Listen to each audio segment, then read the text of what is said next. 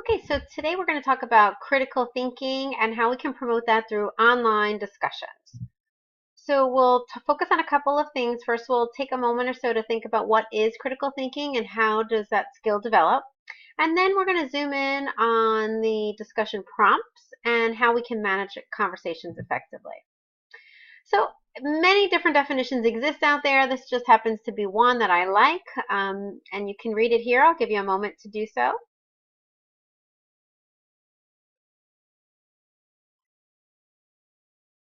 So obviously we're trying to get to the top of Bloom's taxonomy, really, kind of engaging students in pretty high level thinking.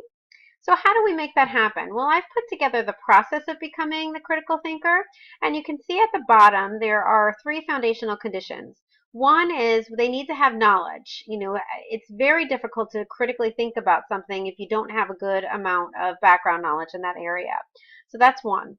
The next one is you need to believe in your ability to do that task, because the more you believe in your ability, the more likely it is you're going to persevere, especially if you run into any roadblocks along the way, which can certainly happen in the area of critical thinking because it's a challenging task probably. And then the third foundational variable is having desire and also that drive. So that's the motivational component. And it's essential that we have all of those foundational elements really met in order for us to continue along the process. The next layer is really focused on the learning environment, and this is where we have to craft creative, challenging learning tasks for students and also provide them with significant support. Once all of these elements are in place, then we can certainly see critical thinking happen in our students. So just a quick note about discussions. It's not the only place to learn. We do need to make sure that they have foundational knowledge before they come into a conversation. So you may want to do a narrated presentation. You may want to assign a reading, videos, things of that nature. So they're not going into a conversation cold. So what are some of the advantages of an asynchronous online discussion? Well, I think one of the biggest advantages is a time for reflection. In class, if a professor asks a question, you don't have much processing time. You're kind of expected to answer immediately. So you can kind of reflect, and you can reflect not only on your own thoughts, but also on what others have to say as well. You also have access to resources, so if you can think about something and you're like, I wonder what, and then go and dive deeper into the area so that you can know more about it before you respond. And writing really does help learning. So there's some research studies out there that show that the act of writing and putting things in your own words really does help you get and hold on to that new content. One of the other advantages of an asynchronous online discussion over an in-person discussion is that everyone gets to participate. And generally speaking in class, that's not the case. It may be 4 or 5 students carrying the conversation. Now, there are, of course, disadvantages also, and I think one of the biggest disadvantages is not getting immediate feedback. So you don't know whether your contribution is on or off target.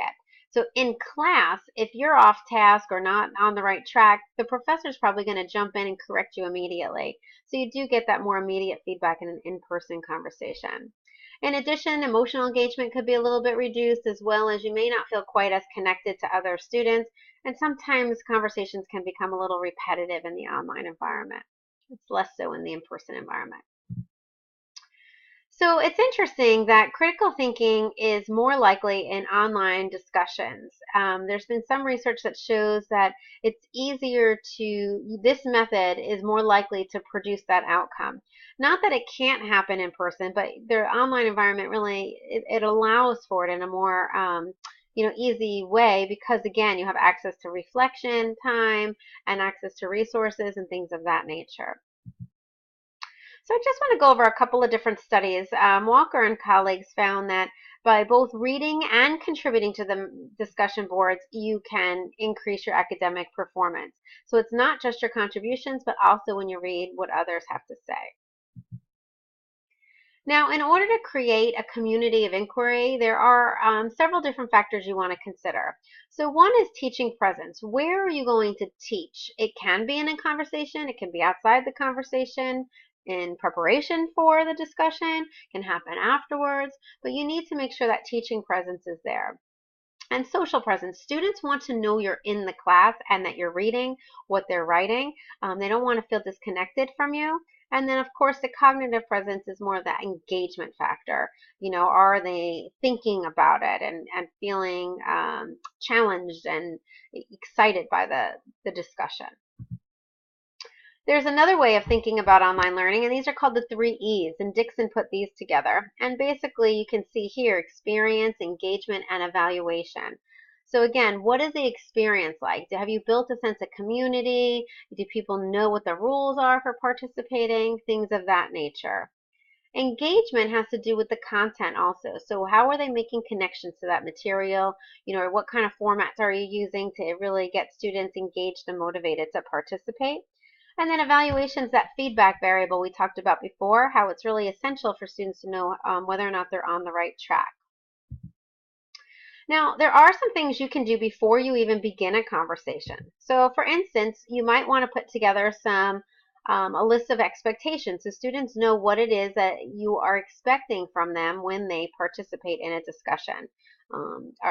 Some faculty like to put certain number of word count, maybe others do a little bit more quality focus. Are you expecting them to cite outside resources, things of that nature. You can also provide them with a rubric, which will give them even more detailed information, and some faculty find that this is the best way to really communicate expectations.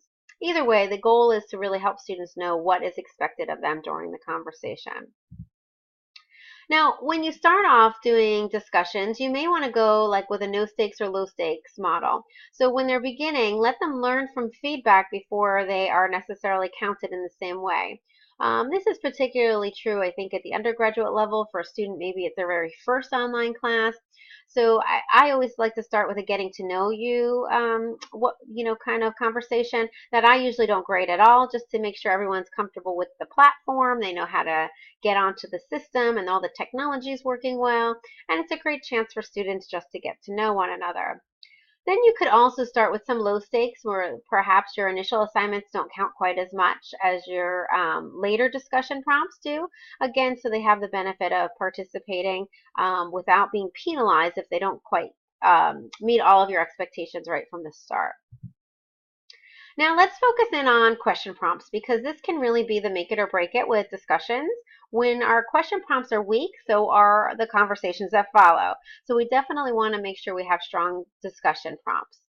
We want to think about a couple of things. Make sure it's not just a factual prompt. It's not like an assignment or a quiz, because it really falls in a different place. It doesn't belong in a discussion. So discussion prompts should be open-ended. They should stimulate discussions and certainly encourage multiple perspectives.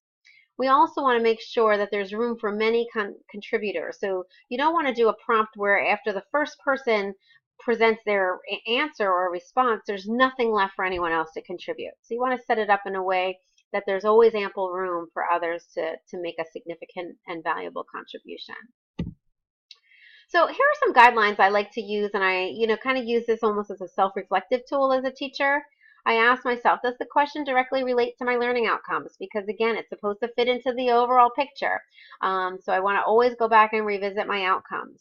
Do the students have the right knowledge in order to be able to participate in this discussion? And if not, how am I going to get them that knowledge? Am I going to assign a reading, show them a website, do a video, whatever it might be?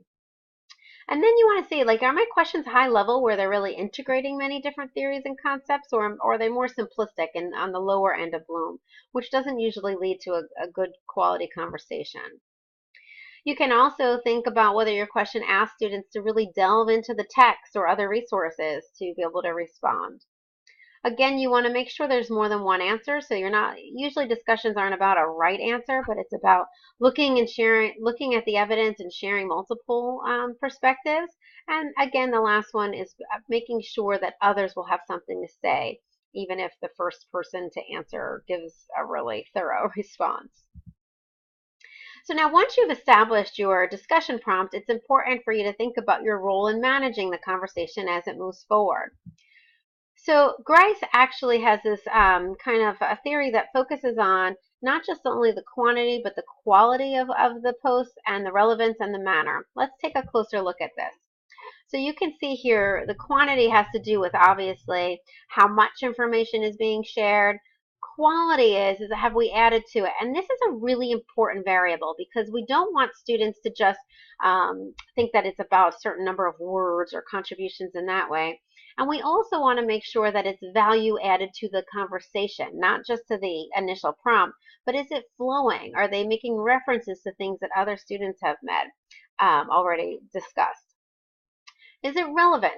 So making sure, again, that connection and that flow. It's not like this conversation's flowing and then this kind of comment from left field kind of jumps into the conversation.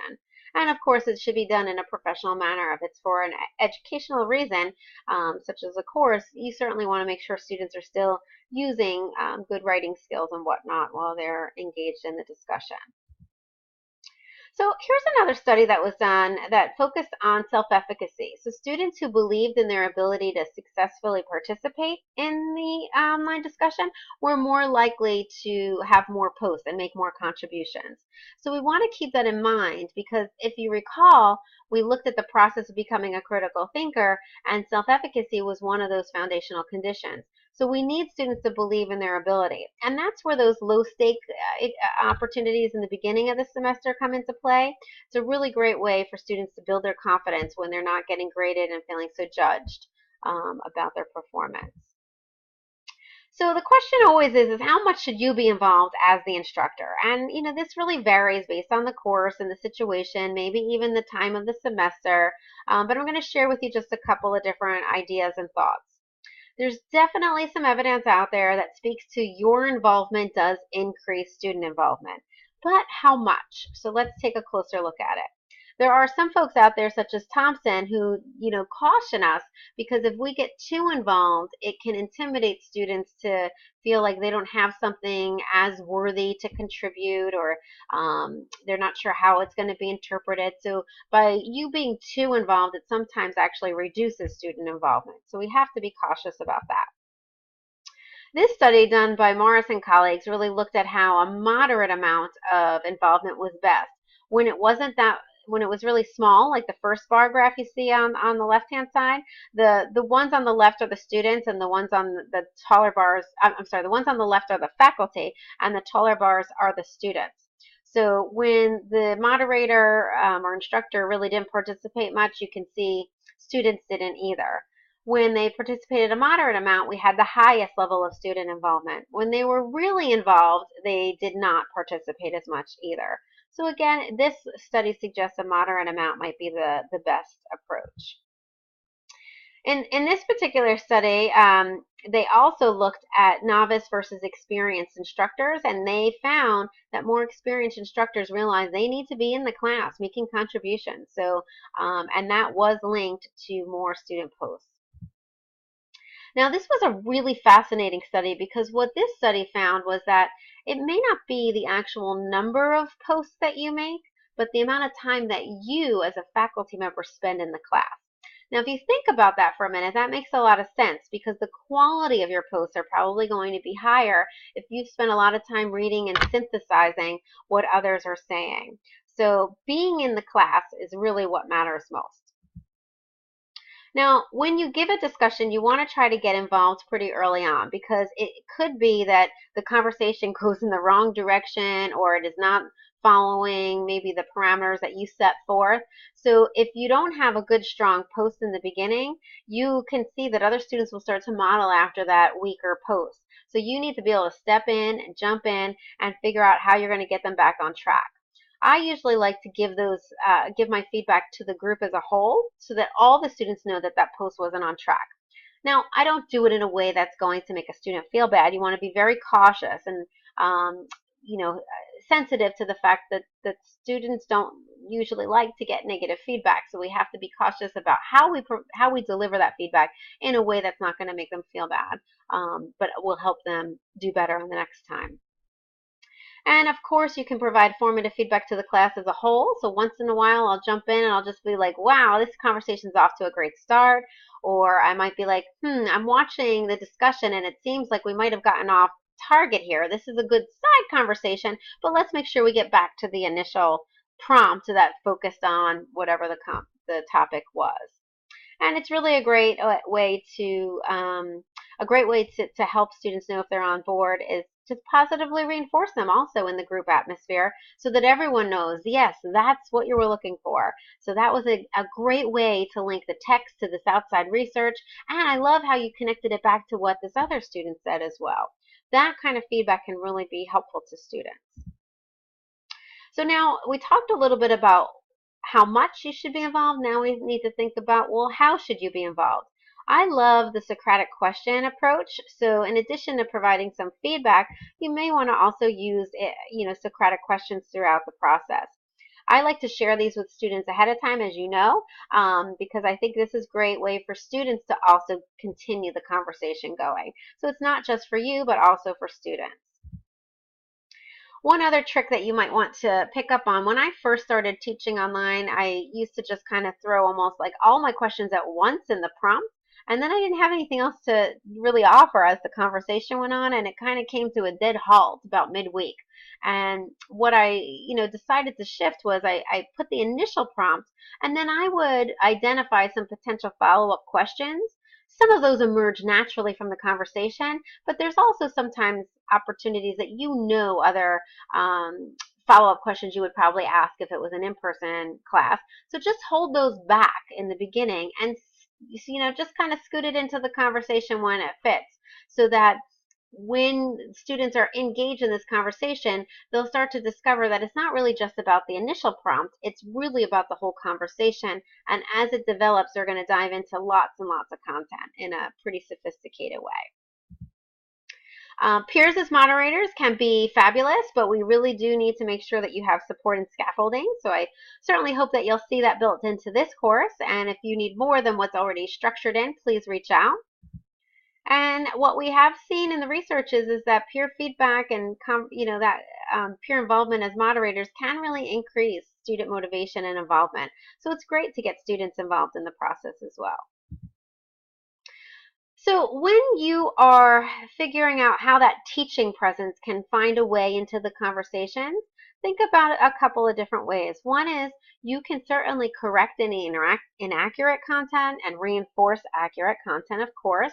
So I think that's one role where you can kind of jump in and say, I usually jump in with a point of clarification. This is really the way this author, kind of intended for you to interpret that comment, and here's why, and back it up so that they can understand why.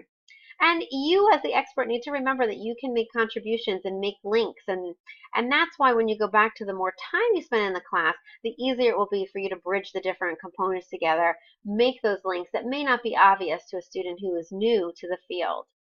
One other way you can do it is through a summary post. Maybe at the end of the conversation, you might want to put together a kind of summary of everything that took place. That's a great way also. All right, so that's it for today. I hope that helps you with online discussion facilitation.